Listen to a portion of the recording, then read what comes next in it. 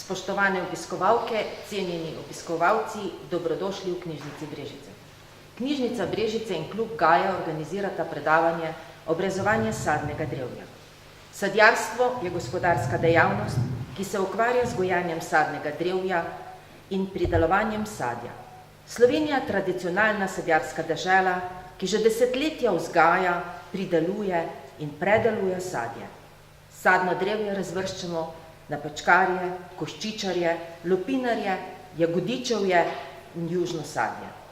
Obrezovanje sadnega drevja je gotovo staro toliko, kot je stara naša pridelava sadja.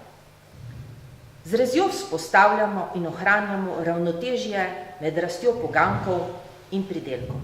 Ker pomlad že trka na vrata, bo potrebno urediti naše sadno drevje. Kako to postoriti, nas bo podučil gospod Vanes Kosič.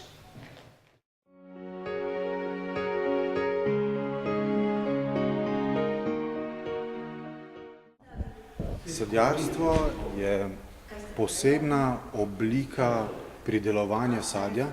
Ne gre tukaj samo za plodove, ampak gre tudi za pridelovanje sadnih sadik. In to vse zajema sadjarstvo. V sadjarstvo lahko pa vzamemo noter še pridelovanje žganih pijač in sokov.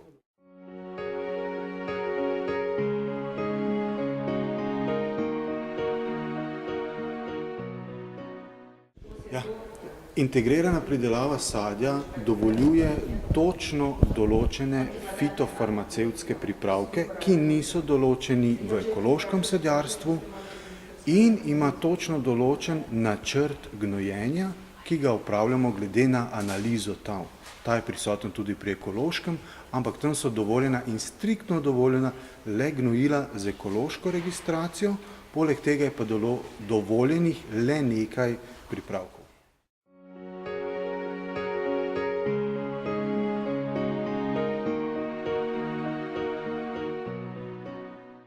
Ja, jaz bi rekel, da v intenzivni pridelavi absolutno integrirani, kar je super za nas, ker točno vemo, kaj jemo, s čim je bilo špricano po domače, s čim je bilo pognojeno, vemo, kaj jemo. Je pa res, da je vedno več ekoloških pridelovalcev. Jaz verjamem, da vrtičkarji so večinoma ekološki, ampak intenzivna pridelava se tudi vedno bolj usmerja v ekološko. Zakaj? Boljša cena.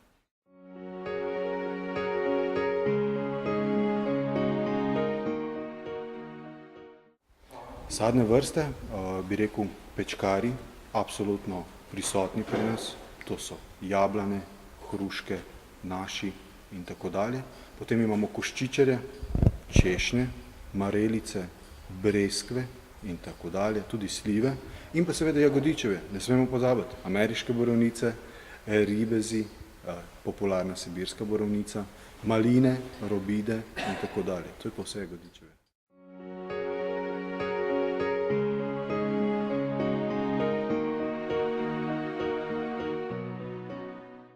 Lupinarji, moram reči, da v zadnjih letih opažam vedno večji interes. Vedno več ljudi me sprašuje, kako bi pa mi gojili orehe, kako bi pa mi gojili kostanje. Odlično, se povečuje, ker je tudi vprašanje oziroma povpraševanje veliko, se treba pa zavedati, da so to sejanci in da bo 15 let treba počakati, preden bo resni pridelek.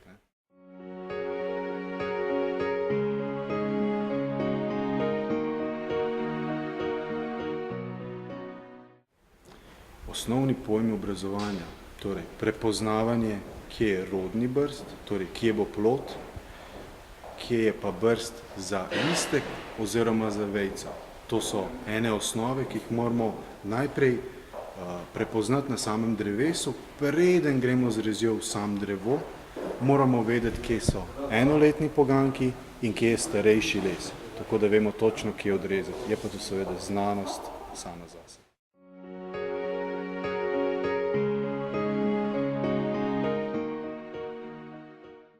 Vodne šibe oziroma vodeni navpični poganjki, seveda praksa je takšna, da jih ali izrežemo, ali upognemo, krajšamo jih pa ne, izjemoma tam, kjer gojimo sadike, ali pa tam, kjer želimo spodbuditi rast več vej, ne le ene.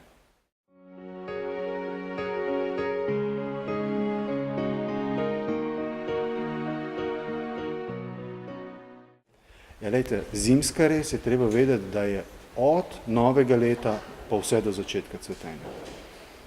Bolj zgodaj, ko režemo, bolj bujno bo drevo odgnalo. Kasneje, ko režemo, torej bližje cvetenju, pa lažje prepoznamo cvetne vrste, ampak izpostavimo rastlino boleznim in pa seveda tudi škodljivcem. Medtem ko poletna rez je pa popravna rez. Z njo delamo pa obliko sami rastlini in pa popravljamo napake, ki smo jih naredili pri zimski rezi, seveda so pa tudi tukaj izjeme, kot so recimo koščičari, katere pa bolj obrezujemo po samem pobdiranju, torej poletni rezi.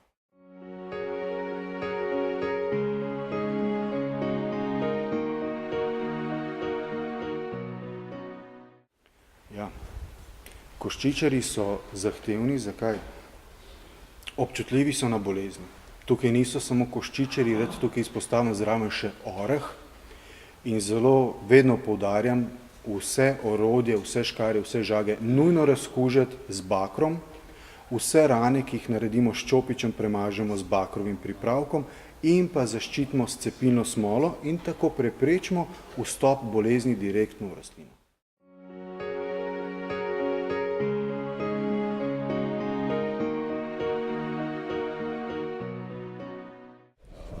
Res se razlikuje pri vzgoji sadike, same sadike, recimo na eno deblo. Začnemo enostavno tako, da odrežemo na 1,20 m, pustimo na vrhu 1 ali 2 rodna brsta, ki bosta naš nov vrh, potem spodaj za 1,5 odstranimo vse brste, na tistem delu pustimo 4 do 5 brstov, iz katerih bo izraščale naše 3 prve ogrodne veje in vse brste nižje dol do cepljenega mesta odstranimo. To je začetek pri sadiki. Potem, ko bojo nove šibe nastale, šibe skrajšujemo, to je izjema pri sadikah, zato da čim prej pridemo do rodnega, starega lesa, ki bo začel dajati plodove. Medtem, ko odrasla rastlina, ki je že v polni rodnosti, bi pa rekel, da je vsaka sadna vrsta znanost zase. Je pa treba biti pozoren na določene detajle, torej kar se križajo veje, izrežemo ven, kar je vodenih pogankov, ali jih upognemo, ali jih izrežemo ven, pustimo vedno en vrh, ne 5 in tako dalje.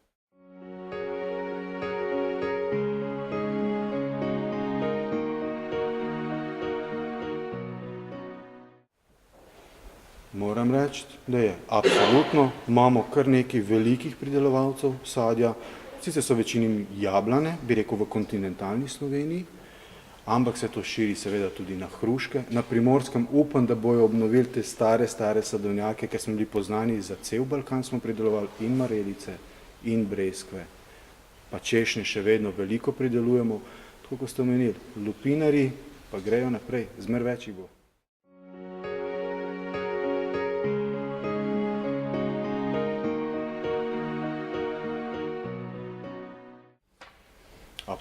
Absolutno se strinjam. Moramo vedeti, kje bomo odrezali, pustimo rodne brste, ker sem tam bojo cvetovi in seveda plodovi in vso rodnost oziroma bujnost rasti uravnavamo z našim delom, torej škarjami. Torej imamo eno deblo, vaše drevo izgleda takole, ne? Mora izgledati pa piramida, ne? In zdaj veje so pač, tukaj so veje, pa tele. Ja?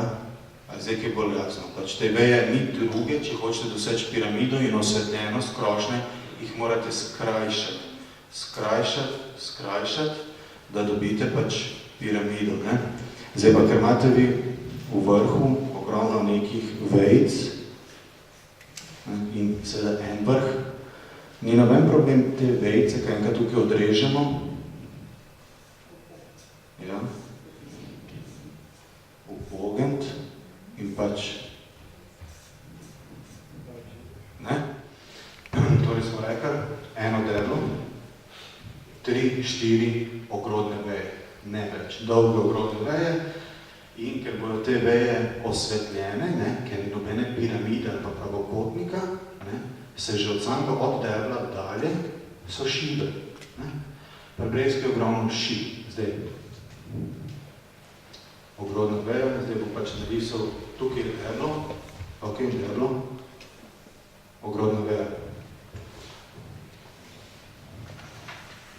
Lep kvadratek. Ogrodna veja se vedno zaključi z rodno šibo, tam do pol metra. Ja? Glejte, pri breskvi se vi ne rabite obremenjevati, kje je ta debel, pa kje je trikoten, ki so skupaj. Ja? Vi se šibe najte, breskve bojo gor nad sebet. In ogrodna veja se zaključi z rodno šibo. Ja? Zbiramo eno.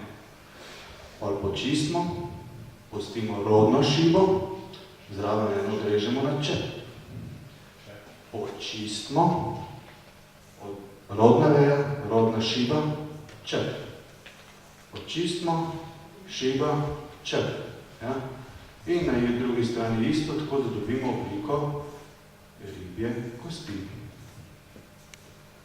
Ja, ni neka huda znanost. Problem je samo v tem, ker gre veliko ven. Vi imate teh šib ogromno, ampak je potem drevo preveč obremenjeno in je prevelika rodnost in obremenite drevo in mu skrajšate življenjsko obdobje. To pač ni za breskve glih najboljše. Primerno morajo biti obremenjene. Pa vedno je samo en plod, kjerokoli sadje že imeli, ali jablana, ali breskov, naj bo pač en plod. Ne dva, ne trije, ne pet, en plod. En jablček, ena breskva. Imamo stranske, debele, močne veje, ki rečemo kordoni, tukaj pač žica gre, ne, takole gre žica. Zdaj bom jaz na enem kordonu, pa spet kordoni, ne, pa spet kordoni, pa še to brajda. Ok? Jasno vse. Pa žica, pa žica. Ja, zdaj kako mi to porežemo, ker je tega ogromno gor, res je veliko. Porežemo na ta način, pač pa treba je gledati, koliko ima sploh prostora, ne, na tisti brajdi. Če ima več, bom tukaj več posto, če ima manj, pa manj očitno, ne. Ampak, što se v tem? Pustimo šparon, ja, na, koliko smo rekli, čez prekivil? 115, tako je.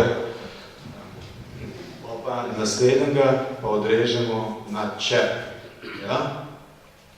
Pa pustimo še en šparon, pa odrežemo na čep, ja. Šparon, čep, šparon, čep. Ja, pošlo?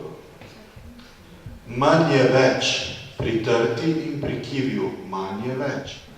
V glavnem, še ena stvar je, pri šparonih ne delamo, pač ne upogibamo takole, ne upogibamo takole ali pa takole. Šparon upognemo, to je posebnost, navzdol. Ja, navzdol. S tem mu omejimo bujnost, pa ga spodbudimo k temu, da bo dal čim več plodov. Zdaj, to je pač neka osnove, ne. Potem pa najlepša hvala, da ste se oglasili, pa da ste preživeli tole. Hvala lepo.